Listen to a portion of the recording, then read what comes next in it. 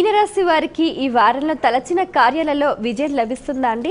బ్రహ్మాండంగా 4 గ్రహాలు సహకరిస్తున్నాయి. జన్మంలో ఉచ్చస్థ శుక్రయోగం, సప్తమస్థ బృహస్పతి, అలాగే 6వ రాశిలో చంద్రరాహువులు కలిసి వచ్చే కాలం నడుస్తుంది. ధైర్యంగా మనకు కావలసిన పనులని మనం అడిగి చక్కగా మాట్లాడి మన భావాన్ని వ్యక్తం చేసి పనులు చేయించుకోవాలి. లేకపోతే మనం చేసుకునే పనులైతే మనమే చేసుకోవాలి.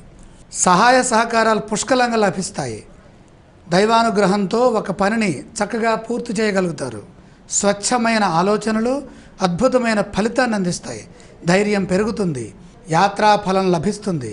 మనోభీష్టములు సిద్ధింపచేసుకునే విధంగా మీ పరిస్థితులు ప్రవర్తన ఉంటాయి. ఆశయాలు నెరవేరుతాయి. శుభవార్తలు వింటారు. శ్రమకు తగ్గ ప్రతిఫలము, అనుకూల వాతావరణము రెండూ గోచరిస్తున్నాయి.